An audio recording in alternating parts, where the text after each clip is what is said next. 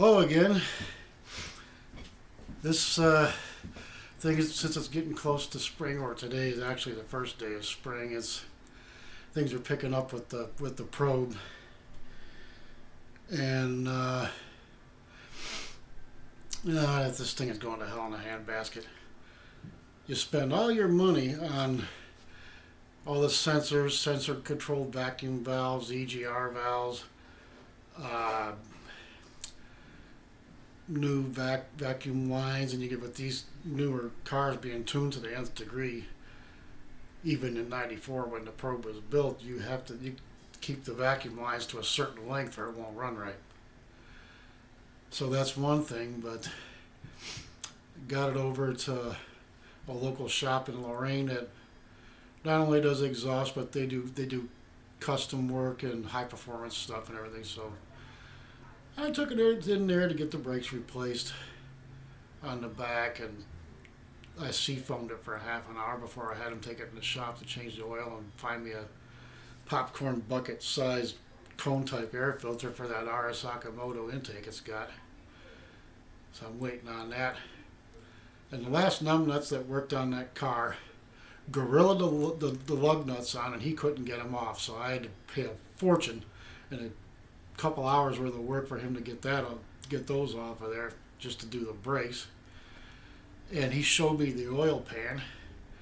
There's so much rust on that oil pan for the 2-liter I4 or L4, as some people call it, that the oil was leaking through the oil pan, especially on the sump. It looks sort of like a miniaturized oil pan off an old 289 or something, if you're familiar with that.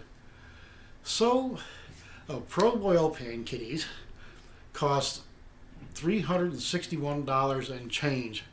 It's like, damn, if I'd have known it cost that much, there's a website I went to. Not Harwood, it sounds like that. Anyway, they make one of those high performance oil pans for that probe. It's got the wider bottom on the sump where it holds more oil, but it doesn't come any closer to the ground, which would have been really cool. I could have got for that kind of money. Anyway, and not only is the power line that runs under the radiator frame leaking, power steering, I'm sorry, but, oh goody, I love this one. It's leaking out of the boots on the steering rack, so there's got to be some leaky seals in the ends of the steering rack where where the suspension comes out.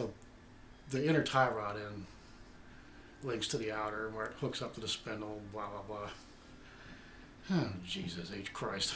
I was ready to sell this car, but doggone it, I like the way it looks, and I like the way it handles, and it's just, you know how it is when you find a car that really suits you, even if it's a little low on power. We're hot rodders, we can fix that shit.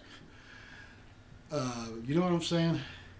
Where, doggone it, this thing is frustrating the shit out of you. You're getting tired of a finicky, high-strung hoe. And yes, to us men, our car is our hoe. So to you gearhead ladies out there, is your car, hot rod, whatever, like your gigolo or something? Put something in the comments. I'd like to see what you all think about that one. Because to us, that's our bitch, that's our hoe. And boy, do they treat you like a hoe sometimes. Sometimes I swear that the car was alive, you just like to pimp slap it into tomorrow. Just for making you spend all that money just to keep it on its feet, so to say. And you ever notice too how these doggone things always wait till somewhere around about 2 months before E-check, before the car has to be through E-check to break down. Damn.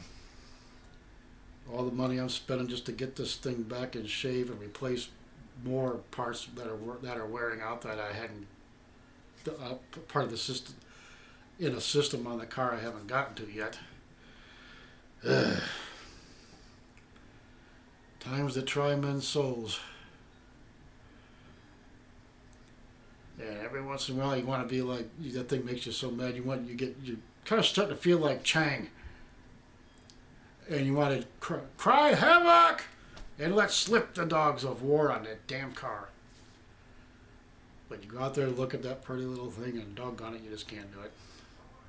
I don't care if you own a Probe, a Miata, you belong to a Civic Club or something for Beamers, Audis, or I don't know, whatever, muscle cars, whatever you like. And I like just about like them all anymore. But you know what I mean.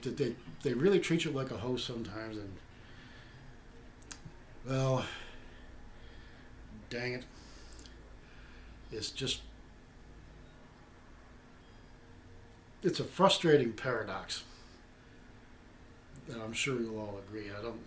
I got to keep working on this car because I got plans for it. I thought to turn it into something more that would, like a modern version of a poor man's Daytona Cobra. Because even in the original ones, forget about it. Those are like 7.3 million. And the Type 65 that Kansas businessman finished, that's 15, 20 mil. The kits that were 80,000 are now 150,000. The Daytona Coupe with the small block and everything. With the 289 was in the original 6. The Type 65 was the 427. Talk about a ground pounder. But Lord willing, the creeks don't rise. We'll see you again.